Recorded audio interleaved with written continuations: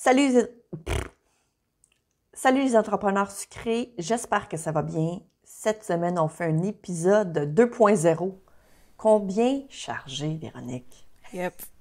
Parce que c'est le nerf de la guerre. C'est le nerf de la guerre et ce fut un des épisodes les plus populaires. Le plus populaire.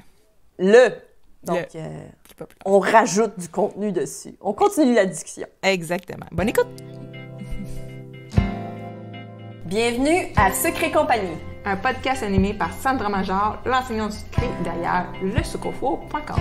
Et Véronique Lecourt, entrepreneur en série derrière Sugart et l'agence gourmande. On veut t'aider à prendre des décisions réfléchies pour ton entreprise sucrée.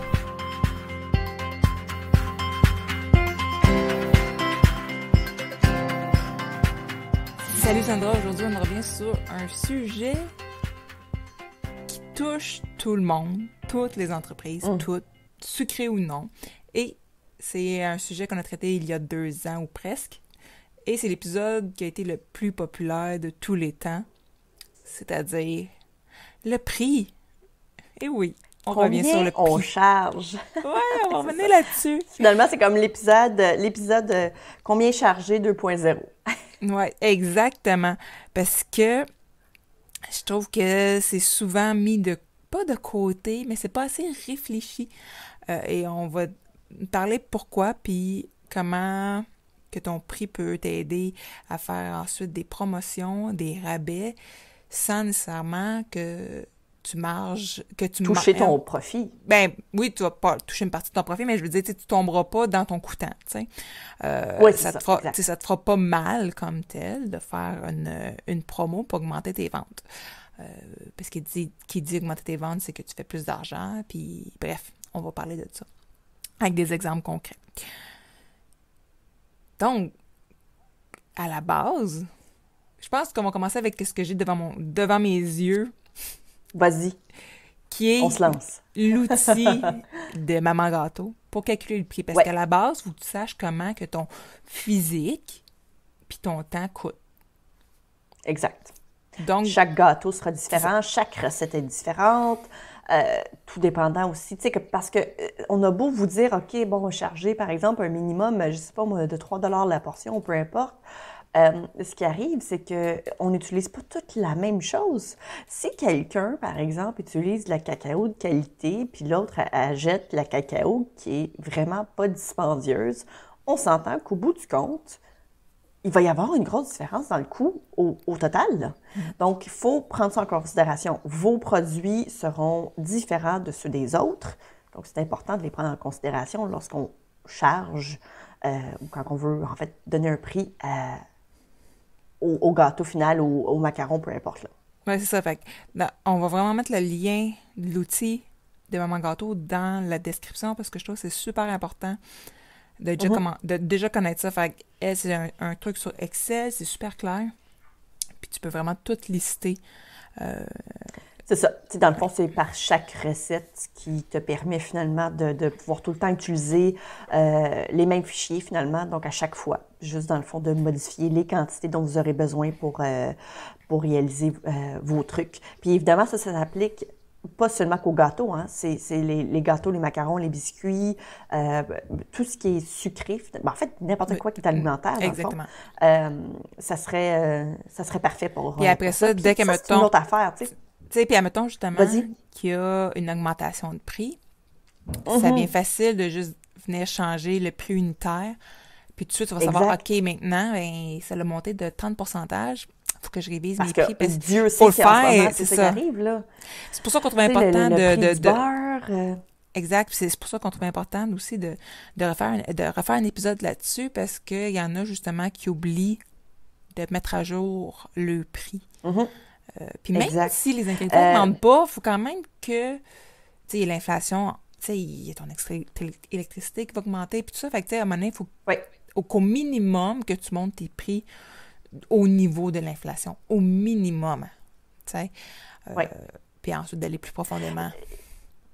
Si je pouvais ajouter quelque chose, je pense qu'une chose dont on a pas nécessairement oublié de parler la première fois, lorsqu'on a fait les premiers épisodes là, où on parlait de combien charger, une des choses que je trouve qu'on a peut-être passé un peu par-dessus très rapidement, c'est le fait que il n'y a pas personne qui va vous donner le montant exact que vous devriez charger. Vous allez devoir faire le travail. Et ça, je pense que c'est c'est la partie que les gens ne veulent pas entendre, mais c'est quand même, c'est réel, là, c'est vrai. Là. On ne va pas vous dire exactement combien charger pour ce que vous vendez. C'est sûr à 100%. Je sais qu'il y a peut-être des gens qui écoutent cet épisode-là en se disant « Ah, mot dit, moi c'est ça que je voulais. Je voulais que les filles me disent exactement combien charger pour mon gâteau, combien charger pour mes cupcakes, combien charger pour mes macarons. » Mais malheureusement, on ne fera pas ça. Parce que si on fait ça, on va vous induire en erreur. Vous n'allez pas faire d'argent, clairement. Ou, tu sais, l'objectif d'avoir une entreprise, c'est de travailler sur son entreprise. Et ça fait partie d'une des plus grosses jobs au départ et qui est extrêmement importante, là, de déterminer combien vous allez charger à vos clients. C'est hyper important, puis il n'y a pas personne d'autre que vous qui allez le faire. Puis tu sais, puis aussi le prix, c'est plus que juste, OK, combien ça m'a coûté, puis combien que je veux gagner de l'heure. Parce que, je vais prendre mon petit livre de marketing, parce que dans le fond, le prix, ça fait aussi partie du marketing, tu sais. La manière que tu vas distribuer ton produit, le prix, en tout cas, bref, c'est un des éléments du marketing. Et, justement, je vais prendre mon petit livre ici, là. C'est le prix représente tout ce que l'acheteur accepte de donner, en parenthèse, c'est argent, temps et énergie, en échange d'un produit. Donc... Ou d'un service. Donc, c'est à toi de aussi faire comprendre à ton client c'est quoi la valeur que tu offres. Que ce soit de parler du temps que ça prend, mais tu sais, c'est pas en disant genre « Ah, ben ce gâteau-là, là, ça me prend genre 10 heures le faire. » Non. Je vais y aller avec, Sandra, c'est un très bon exemple, les vidéos. Puis je vais te laisser, Sandra, parler de ça parce que tu vas faire un épisode complet là-dessus dans 2 semaines, donc le 17. Puis je veux vraiment que tu me donnes ton point. Pourquoi que justement l'utilisation des vidéos peut amener de la valeur aux gens, aux yeux des clients? D'après moi, la vidéo, c'est probablement le futur, là, honnêtement. Je pense que tout va se faire sous forme de vidéo. En fait, on a vu un peu avec ce qui se passait avec la COVID et puis le fait que tout s'est transformé finalement en vidéo. C'est comme pas le choix au niveau de l'éducation, n'importe quoi. Donc, même les ventes se font de plus en plus sous forme de vidéo.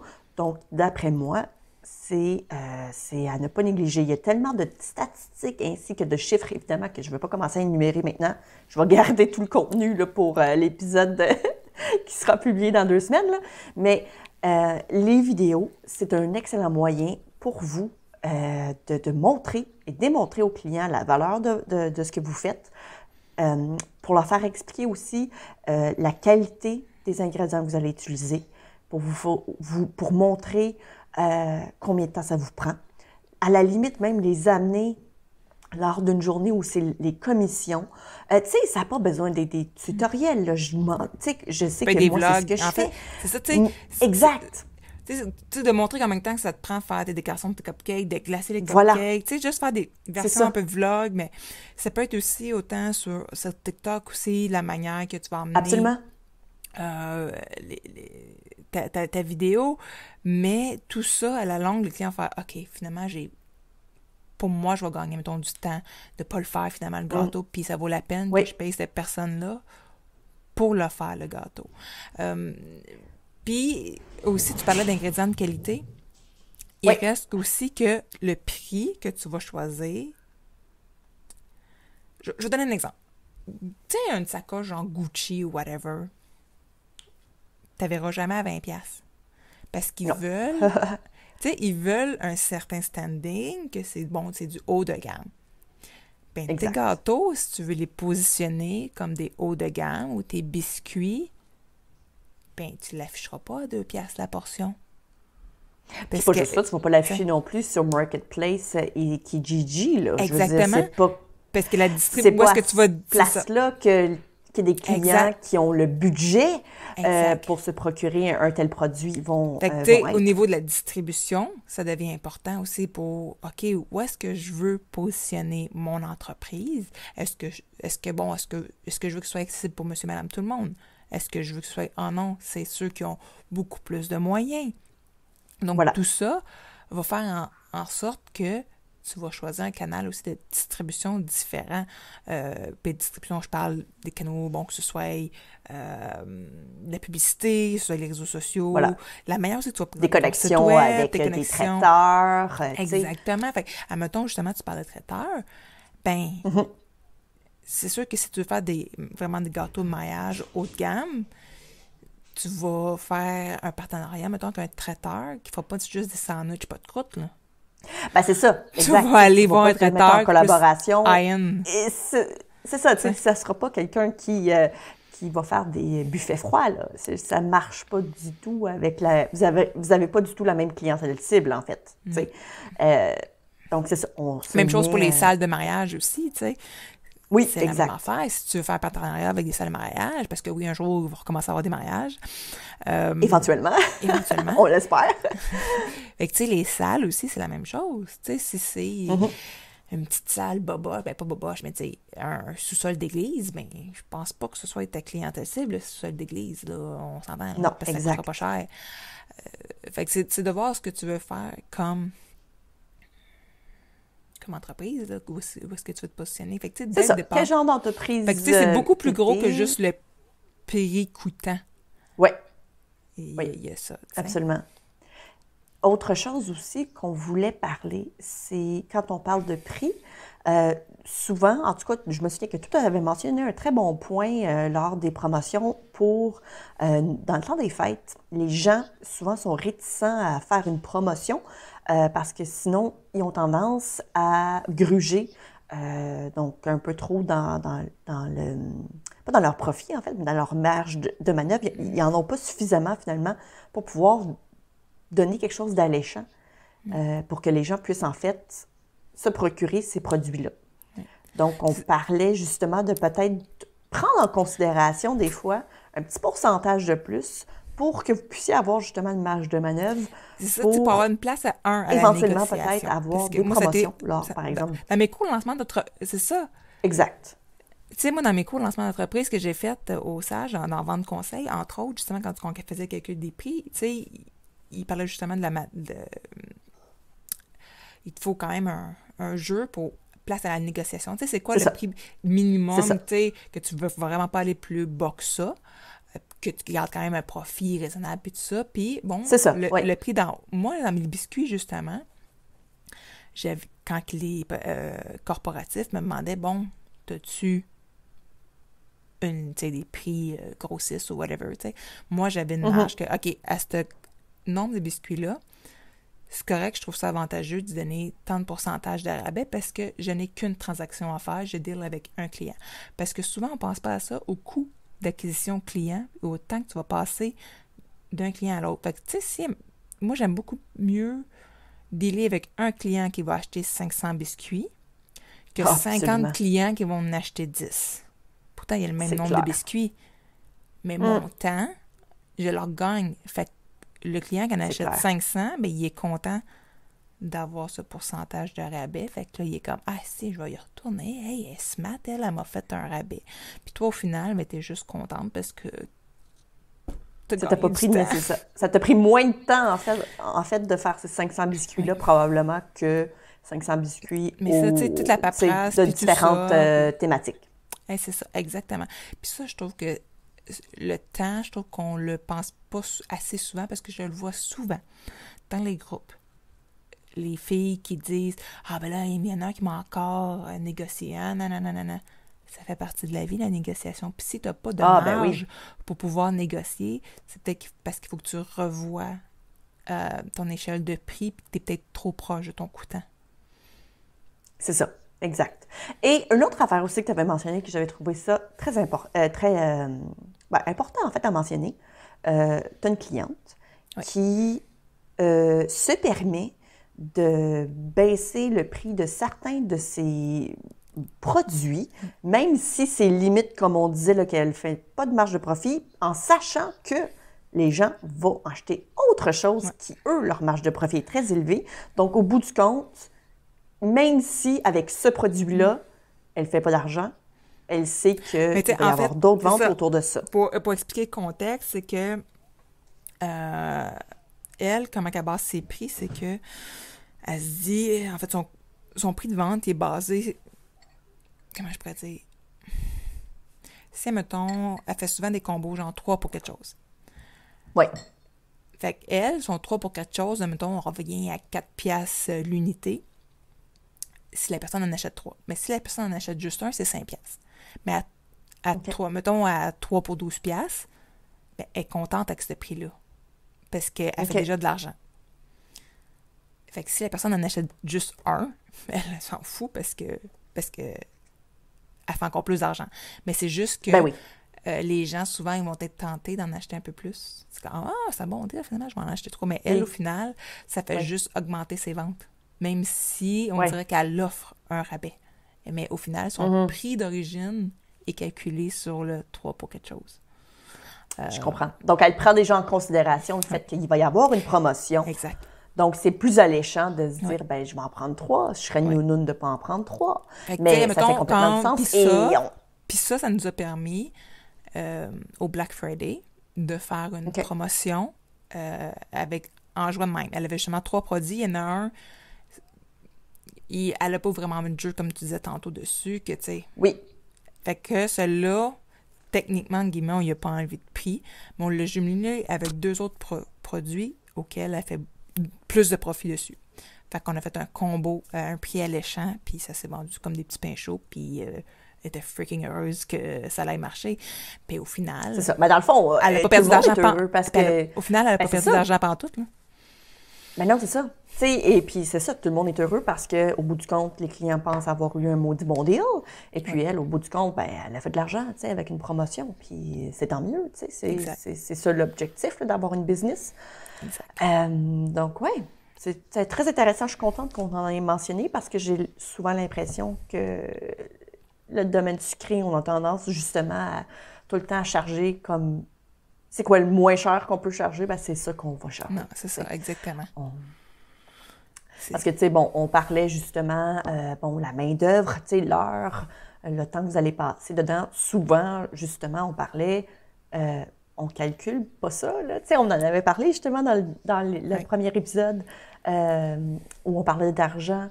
Que votre temps, il faut le compter, là. Le temps de faire la vaisselle, l'essence pour aller faire les commissions, le temps que vous allez prendre pour aller faire les commissions, le temps que vous allez répondre à vos courriels. Techniquement, ce sont tous des choses qui, en temps normal, vous ne feriez pas si vous n'avez pas de business. Là. Exact.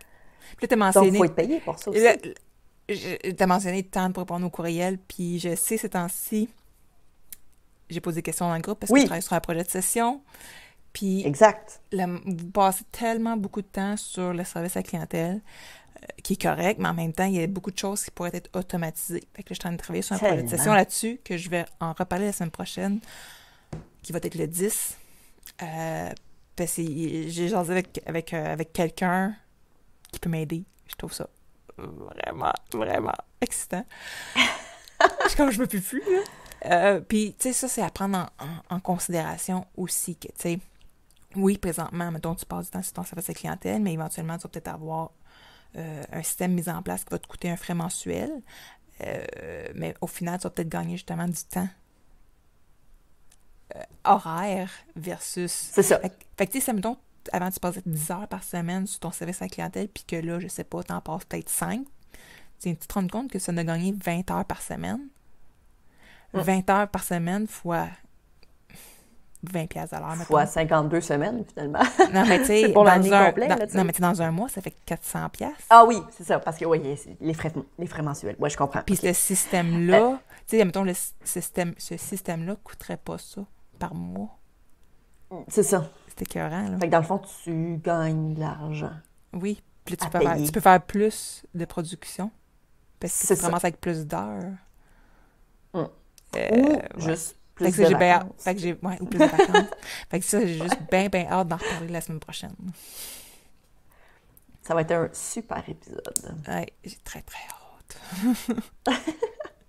Effectivement, parce que ça, j'ai remarqué que depuis que j'ai fait beaucoup d'automatisation et que les choses étaient plus claires aussi au niveau de mon site web, c'est que ce que j'offre, moins de gens communiquent avec toi pour poser des questions qui, en temps normal, serait très facile à répondre, juste par, justement, avoir du contenu clair, net et précis. Exact. Donc ça, c'est toujours bien intéressant. Parce que, tu sais, bon, c'est sûr, j'entends souvent les filles dire « Ah, mais même si j'ai un site web, les gens vont pas le voir. » Mais c'est bien beau avoir un site web, mais si ton site web, il est mal bâti... Si tes clients savent pas que tu as un site web, tu sais, ça sert. Aussi, ton site web est difficile à naviguer, que ce soit en mobile ou en desktop, que c'est pas clair, mais qu'ils trouvent pas l'information rapidement, ben oui, c'est ça. Fuck off. Rapidement, oui. Ben non, c'est ça. Ils vont préférer prendre le 35 secondes pour t'envoyer un message sur Messenger plutôt que d'aller fouiller dans votre site. Si jamais, puis ça va leur prendre peut-être quelques minutes, là, tu sais. C'est ça, puis je trouve ça intéressant que tu mentionnes Messenger parce que il y a beaucoup plus de chances que quelqu'un envoie un message ou un courriel qui t'appelle. Je lisais justement, puis moi, je suis le même. Ah ouais? Je vais être genre envoyer un message plutôt que de prendre le petit téléphone. Mais on fait partie d'une génération qui est comme ça. Exact. Puis je vois beaucoup de TikTok là-dessus, puis je fais comme, OK, je suis pas toute seule. Puis là, dans mon livre, justement, dans mon cours analytique, je vais en parler des statistiques la semaine prochaine, mais justement, les 35 ans et moins, le pourcentage, c'est super gros. Fait que, tu sais, si ta clientèle est 50 ans et plus, c'est sûr qu'ils vont avoir tendance à t'appeler. Mais sinon, là, des bonnes chances qu'il faut que tu gères des messages ou Facebook, les réseaux, ton site web. Fait que, tu sais, là, il faut que tu viennes mettre en place des bons outils numériques pour répondre aux besoins de cette clientèle-là. Parce que t'as bien beau que si tu dis « Ah, ben ma business, le 10 ans, elle marchait bien comme qu'elle est présentement. » Si tu te dis ça, si tu dis « Ah, pourquoi ma business ne marche pas présentement, mais le 10 ans, elle marchait? » Faut que tu te poses des questions sur comment tu prends en charge ta business présentement. Parce que parce que le temps change. Tout change.